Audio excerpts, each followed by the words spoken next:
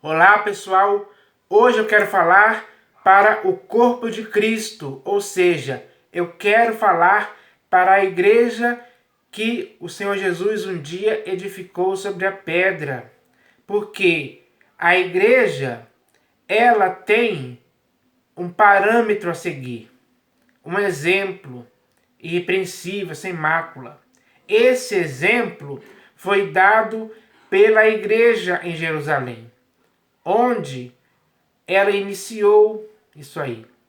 Quando ela se reuniu logo após o Senhor Jesus ter subido aos céus, onde aquela nuvem o encobriu dos seus olhos. Então, aquela igreja, ela se reuniu.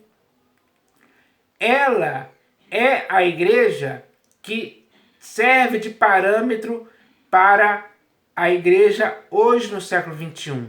Isso significa o quê? Que a igreja hoje no século XXI tem que praticar as mesmas coisas que aquela igreja fazia. Ou seja, hoje a igreja, em seu modo de pensar, de falar e principalmente de agir, tem que ser igual às mesmas práticas. Porque a igreja do Senhor Jesus neste mundo, ela tem uma eterna mesmice a cumprir. É uma igreja cíclica, ou seja, é uma igreja que de geração em geração tem sempre que praticar as mesmas coisas sem mudar nada. Nunca pode existir na igreja do Senhor Jesus variações ou sombras de mudanças. Não pode haver divisões. Não pode haver dissensões, partidos, facções. Não pode existir nada disso. Não pode existir templos construídos por mãos humanas para a igreja entrar. Não pode existir, porque a igreja que deve ser o nosso exemplo, ela é aquela que iniciou isso aí. Ela não fez nada disso em tempo algum. Pelo contrário, ela manteve o seu padrão, porque o padrão que a igreja tem que ter é o padrão de estar edificada em Cristo Jesus. O próprio Senhor Jesus nunca mudou. Como está escrito, Ele é o mesmo ontem, hoje e sempre. Nele não há mudança ou variação em tempo algum. A igreja tem que agir dessa forma. O objetivo da igreja tem que ser esse. É isso que a igreja tem que se conscientizar hoje. Porque o que se pode ver por aí nas denominações é algo muito confuso, é algo muito dividido, é algo partido, é algo que está praticando muitas coisas erradas, está se envolvendo em muitas coisas erradas. E isso está, pouco a pouco, estragando a igreja. O próprio Senhor Jesus não fica satisfeito com isso em tempo algum. Isso significa o quê? Que ele não está satisfeito com o procedimento que a igreja está praticando hoje. Muitas dessas coisas que a igreja pratica hoje estão erradas à luz das Escrituras, ou melhor, à luz da verdade do próprio Senhor Jesus. Então, para que a igreja possa viver para o inteiro agrado do Senhor Jesus no século XXI, hoje, ela tem que rever os seus conceitos, as suas práticas, os erros. Ela tem que se purificar desses erros, se purificar mesmo, se arrepender, se compungir, se humilhar diante do Senhor Jesus, para que assim aconteça que a igreja possa voltar para o seu padrão, um padrão fiel, um padrão exemplar, irrepreensível, sem mácula alguma. Quando a igreja chegar e tomar essa decisão firmemente e fazer exatamente isso, aí sim talvez a coisa mude. Porque hoje o que está acontecendo é uma bagunça geral. Está muito mal, a igreja está indo muito mal, infelizmente. Porque se deixou influenciar, porque está se deixando levar por muitas coisas erradas. Está se acomodando, se amoldando a coisas que são inconvenientes para ela. É a hora da igreja despertar, abrir os olhos, acordar e ver e constatar que está praticando muitas coisas erradas. Ainda há tempo da igreja tomar a decisão de mudar para se enquadrar novamente no padrão que o Senhor Jesus quer para a igreja hoje. Que infelizmente hoje, pela opinião pública, podemos ver que a igreja está sendo ridicularizada. Por quê? Por que a igreja hoje está sendo ridicularizada pela opinião pública? É porque a própria igreja dá motivos e razões para que assim aconteça. Então, dá para ver que o erro não parte de quem ridiculariza a igreja, mas parte daqueles que dão motivo para a opinião pública ridicularizar a igreja, fazer a igreja ser motivo de piada nos programas humorísticos por aí. Então, tá muita coisa errada que precisa ser mudada. A atitude de mudar isso tem que partir daqueles que hoje são o corpo de Cristo, são a igreja. Porque o Senhor Jesus já edificou a sua igreja sobre a pedra. E ele disse que essa igreja, as portas do inferno não iriam prevalecer contra ela em tempo algum. Mas existem algumas coisas hoje que estão prevalecendo sobre a igreja. Estão vencendo a igreja. Estão contaminando a igreja. Os fermentos que estão na igreja hoje estão apodrecendo a igreja. Quem é que coloca esses fermentos? Às vezes pode ser você, às vezes pode ser eu. Porque às vezes nós mesmos é que atrapalhamos a igreja com as nossas práticas erradas, inconvenientes, que não edificam nada e nem ninguém. Pelo contrário, só atrapalham, só faz as pessoas tropeçarem, caírem. Faz as pessoas ficarem, como é que eu posso dizer? Ficarem confusas. Elas ficam andando de um lado para o outro, procurando ventos de doutrina por aí. Doutrinas que não tem nada a ver com a sã doutrina do Senhor Jesus. Isso é um perigo espiritual gravíssimo que a igreja não pode cometer mais. Por isso, é necessário que a igreja hoje caia em si, caia na real. Que a igreja retorne à sensatez e se purifique dos erros. Isso tem que ser feito o mais rápido possível. É uma questão de emergência. Porque o que está acontecendo hoje no mundo já está revelando os sinais que antecedem a volta ao Senhor Jesus. O fim dos tempos está próximo de acontecer. O Senhor Jesus está às portas para voltar. E Ele quer achar aqui uma igreja com um padrão que Ele aprova e concorda. E para que isso aconteça, a igreja tem que tomar a atitude de mudar em muitas coisas. Muitas coisas mesmo estão erradas.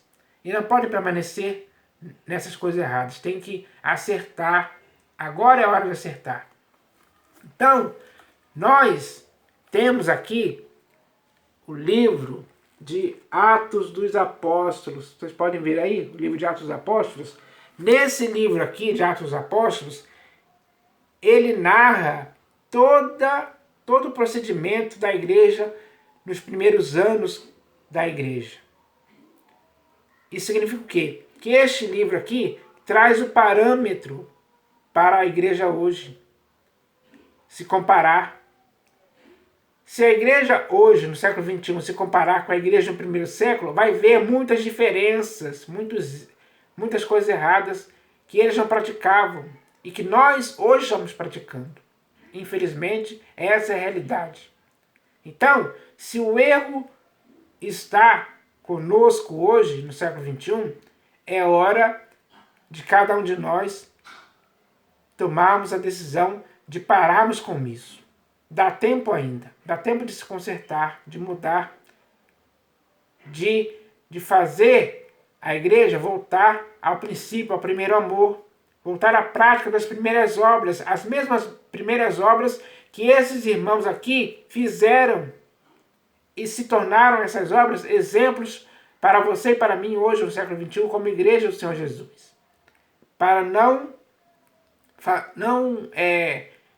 continuarmos nos nossos erros. Não podemos ter essa empáfia, essa arrogância, essa prepotência de permanecermos no erro. É hora de humilhação, é hora de conscientização, é hora de arrependimento sincero da parte de cada um de nós hoje no século XXI como igreja, para voltarmos à prática das primeiras obras que esses irmãos aqui como igreja deixaram como exemplos para as futuras gerações. Porque a igreja de geração em geração, ela tem que praticar sempre as mesmas obras. Nunca mudar em tempo algum. Ela não pode se amoldar ao mundo, ela não pode deixar as paixões mundanas tomarem conta. Ela não pode deixar as heresias, os ensinos de demônios, as falsas doutrinas, o outro Jesus, o outro evangelho, espírito diferente, pregações erradas, deturpadas. Ninguém pode mais ficar tolerando quem está deturpando as escrituras, ensinando coisas erradas. Para com esse negócio de teologia da prosperidade, de buscar riquezas, coisas terrenas. A igreja se envolveu demais em negócios desta vida. Muitos hoje, infelizmente, estão amando ao mundo e as coisas que nele estão. Não é esse o procedimento que a igreja deveria ter, porque aqueles irmãos não tiveram isso em tempo algum. Eles não fizeram isso em tempo algum. Por que nós fazemos hoje? Quem está errado somos nós, não eles. Eles acertaram. Nós também temos agora a oportunidade de acertar também, para que assim o nosso procedimento seja igual ao que eles fizeram na época deles, lá no primeiro século.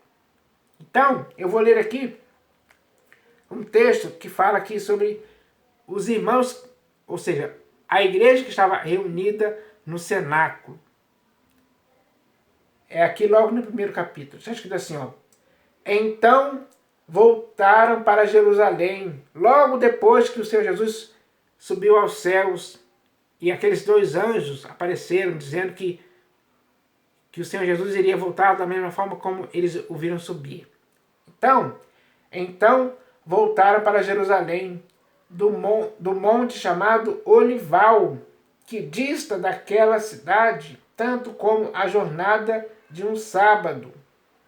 Quando ali entraram, subiram para o cenáculo, onde se reuniam Pedro, João, Tiago, André, Filipe, Tomé, Bartolomeu, Mateus, Tiago, filho de Alfeu, Simão o Zelote e Judas, filho de Tiago.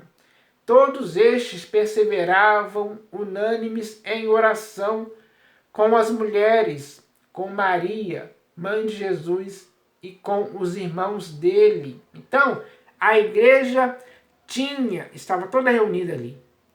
Eles perseveravam unânimes. Ou seja, o ato de perseverar era conforme a opinião de todos. Todos tinham essa mesma opinião de estarem perseverando juntos, não separados. Juntos, unidos. A igreja tem que ser um corpo unido, indivisível, porque não pode existir divisões no corpo de Cristo em tempo algum. Como Paulo falou em suas epístolas.